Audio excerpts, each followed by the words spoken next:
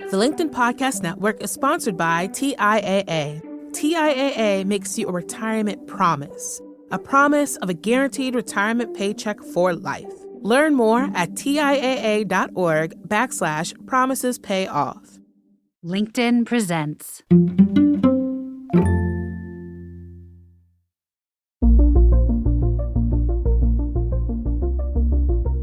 Hi, everyone. I'm your host, Michael Kovnat. This is the Next Big Idea Daily, and it's Monday. So back to work for a lot of us. And how's that going? Your work, I mean. Is your head in the game? Are you feeling motivated and productive? Or are you maybe seeing some signs of burnout?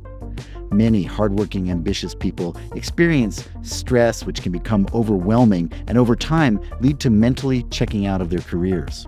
But there are ways to protect yourself, according to Kandi Wiens, author of the new book, Burnout Immunity, How Emotional Intelligence Can Help You Build Resilience and Heal Your Relationship with Work. Kandi is an executive coach, researcher, a senior fellow at the University of Pennsylvania, and the director of the Penn Masters in Medical Education program. Here she is to share a few of her big ideas. In 2011, I had a life-threatening wake-up call with stress and burnout. At the time, I was a management consultant, and like most people who experience high stress at work, I felt like burnout was an inevitable part of my success, something I would eventually need to go through in order to achieve my professional goals. It all came crashing down, though, when I went in for my annual physical exam. You know, the kind where you are in and out of your doctor's office in 20 minutes. She gives you an A+ and says, "See you again next year." Not this time, though. The nurse checked my blood pressure once, twice, a third, and then a fourth time. She stepped out of the room, and I did what most of us would do. I grabbed my phone and went right back to work. When the nurse came back with the doctor, it hit me that the news wasn't going to be good.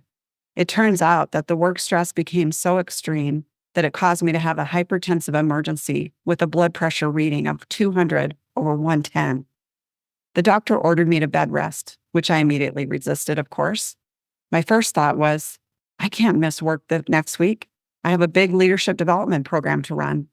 My second thought, which even then I recognized as unhealthy, thank goodness, I finally have a legitimate excuse to rest. After several months of recovery and spending time reflecting on my unhealthy relationship with work, I decided to enroll in a doctoral program at the University of Pennsylvania. I wanted to understand one big question. Why do some people get burned out and others don't? In every study I've read and every study I've conducted, there was always a group of people who, despite experiencing dangerous levels of stress, were not burned out. What was going on with these people? Had they hit some sort of genetic lottery that gifted them with stress-busting superpowers? Or did it have more to do with nurture? Who knows? Maybe they've been raised by unusually cool-headed parents. Was it an acquired skill? Maybe they were Jedi-level meditators, capable of remaining unflappable even in chronically stressful environments. Whatever they had, where could I get some? Though most of the media coverage on burnout centers on its skyrocketing rates around the world, I became intensely curious about this virtually unknown group of leaders who seemed to be immune to burnout. If I could identify what made them different from others and what they shared in common, it might just hold the key for the rest of us to learn how to avoid burning out. Over the last 11 years, I've conducted hundreds of in-depth interviews with people who experience chronic stress at a 7 or above on a 10-point scale. That is severe, very severe, or worst possible levels of stress. They experience very high levels of chronic stress, but they are not burned out. So what do these resilient role models have in common? It turns out that the one thing those with burnout immunity shared was a high degree of emotional intelligence. Use your awareness of your emotional response to stress.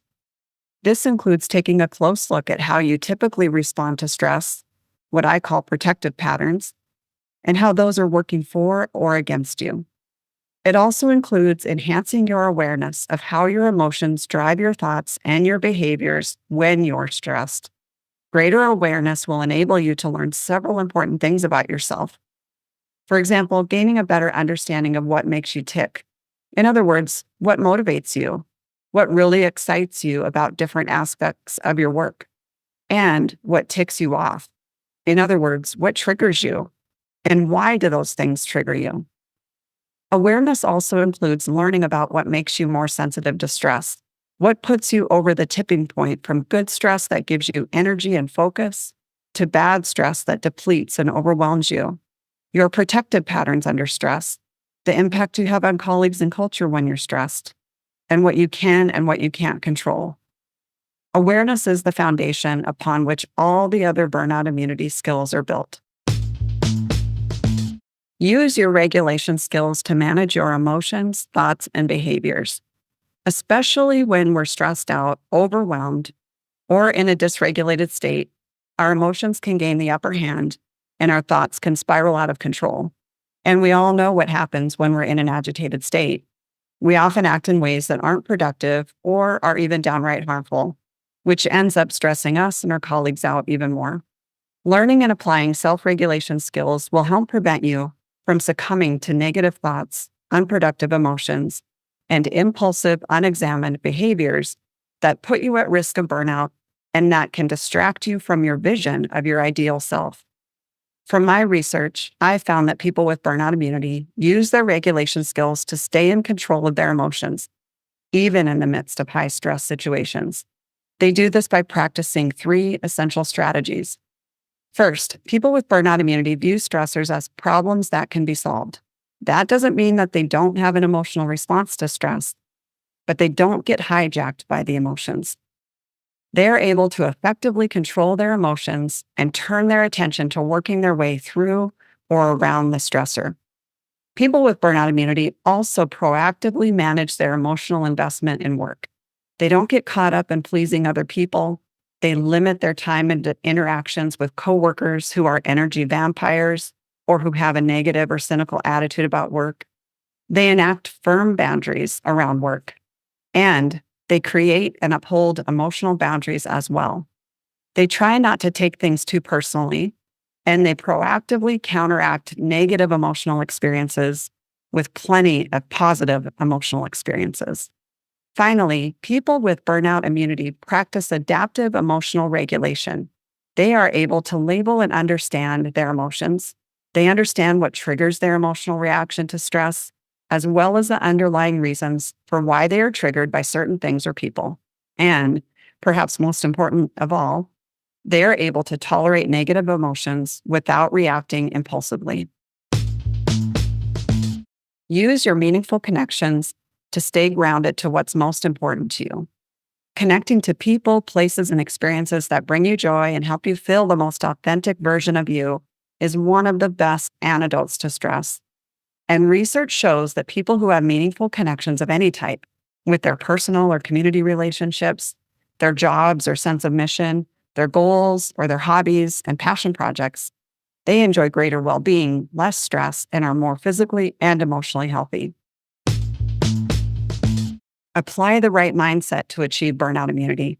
Mindset has to do with our general beliefs and attitude about work, life, and everything in between. Think about this for a second. Do you come from a hopeful, optimistic orientation or a more negative and pessimistic one? Do you believe that the world is a place that is delightful, beautiful, safe, abundant, full of meaning, and capable of getting better? Or are you convinced that everything is going to hell in a handbasket? Research attests that people who have a positive, hopeful outlook and who believe they can affect positive change, even if their outer circumstances are very negative, are more resilient, less stressed, and they have better personal and professional relationships. In my own research, I've observed that the people with the strongest natural burnout immunity are those with the most positive outlooks, those who believe that stress can be enhancing, those who have a servant leadership mindset, and those who practice regular self-compassion. Healing from burnout requires what I call a 3RX prescription. The 3 R's stand for recover, reconnect, and reimagine, and it is a burnout immunity strategy unto itself. It's no surprise that people who engage in regular recovery from work stress lower their risk of burning out. And certainly, adequate recovery and healing time is needed most when we're in an active state of burnout. I still get the chills every time I remember the emergency medicine physician who once told me that her real healing journey didn't begin until she was able to leave the place that was making her sick. People who periodically take time to reconnect with their values and vision, especially when they're grappling with major stressors at work, such as a new role, a change in company culture, or a massive setback, are better equipped to avoid burnout. And finally, people who can reimagine a new way forward, whether that's after burnout has struck, or better yet, when they first notice stress escalating, are empowered to move beyond the stress they're currently feeling and tame the flames of burnout. Working on achieving burnout immunity is not easy work. I'll be the first to tell you that. It's especially hard if you're burned out or at high risk of burnout, or if you're engaging in a lot of deep self-reflection and perhaps facing some painful realities for the first time. But trust me, it is all worth it. I promise. Once I was able to break myself free from burnout, using the strategies I learned from my research participants, I freed myself to focus on the good stuff, the stuff that makes life meaningful, joyful, and beautiful.